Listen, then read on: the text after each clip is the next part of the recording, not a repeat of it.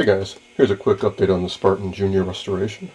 I went with a junk collector's suggestion of drilling a couple tiny holes for this capacitor. So there's one of them. And then I fed the lead for each capacitor through that, wrapped it around the post, and once you tighten down the nuts, it's pretty invisible. Cleaned up the can a bit, polished up the aluminum a little. I think it's looking pretty good. And for the ground, I just fed a wire through an existing hole in the bottom of the can. I think that was a vent hole to prevent the can from exploding if the capacitor went bad. And I glued the base back on with some JB Weld. It's a little ugly looking, but I'm going to sand that down a little and then paint it with some silver paint.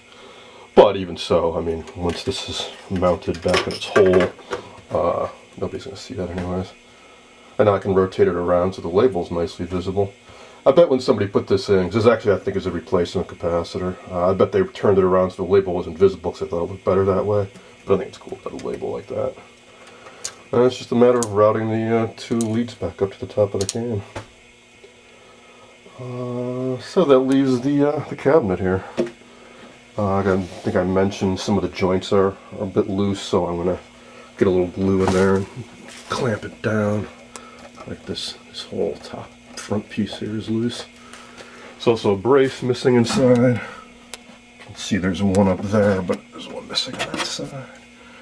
So I'll just cut a little piece of wood and glue it in there.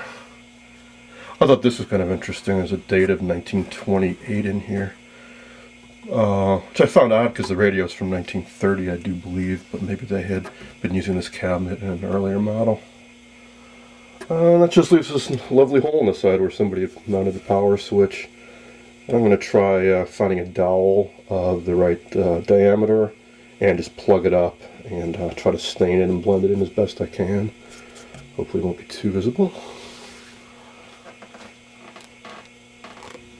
Now I'm moving on to this RCA 222 I just picked up yesterday. I went over and cleaned the cabinet and I thought you might find some tips useful. First thing I did is I removed 4 tiny screws and took this plate out. And I washed it with some mild dish detergent.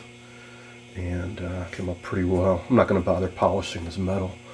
I kind of like the patina on it.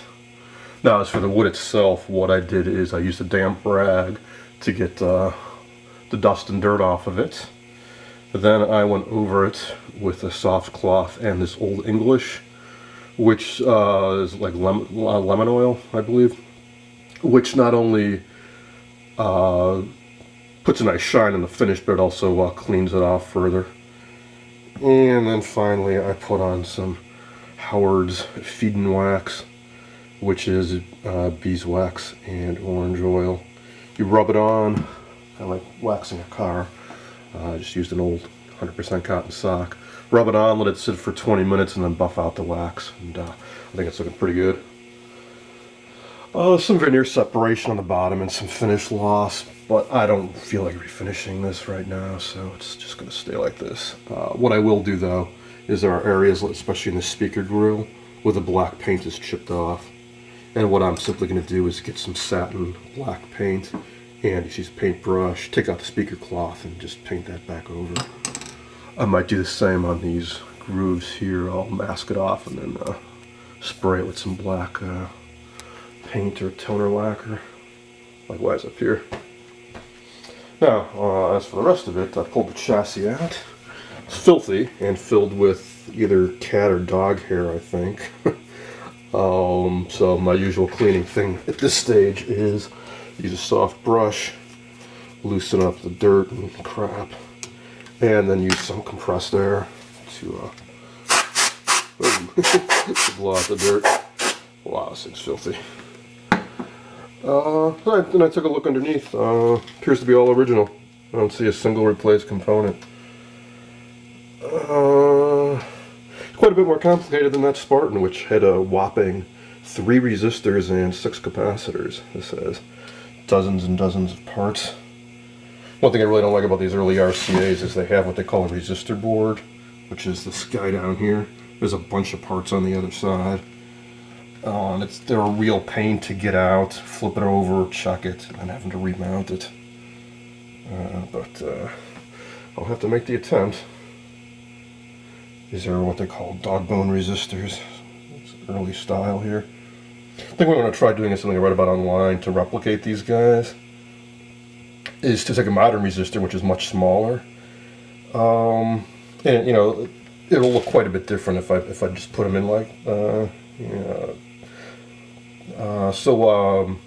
This thing I saw online is you take the old resistor and you actually make a mold out of it, like in Play-Doh or a similar type of molding clay, and then put the new resistor in there and actually embed it in something like JB Weld or epoxy, and then paint it to look like the original.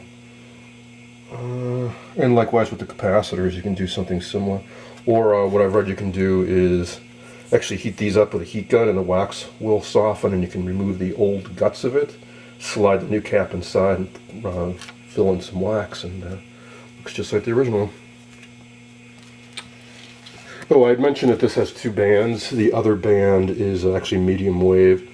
I think 3 megahertz. No, let's try the dial here. 3.5. Oh, sorry, 1.6 megahertz to 3.5 megahertz. Now, as for the inside, I put some foam pads in the bottom of this too, so I could slide it around. I noticed when I took this out that the shafts had all bottomed out in their holes. They were all scraping on the bottom.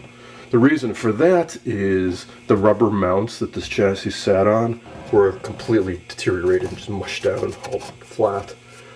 But there are places that sell reproduction ones. I'm not sure which size I'll go with. I guess I'll try these at first. Might be a little bit too high though. And then they were bolted underneath, and these rubber washers are also shot. The idea was to separate the speaker from the chassis, because the speaker was mounted directly into the cabinet. Because if you don't use these rubber shock absorbers, the vibrations from the sound actually feed right into the chassis, and the vibration causes the tuning to vary, because the actual tuning capacitor will vibrate.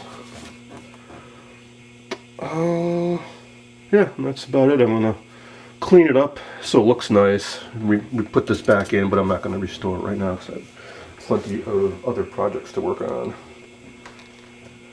That's all for now.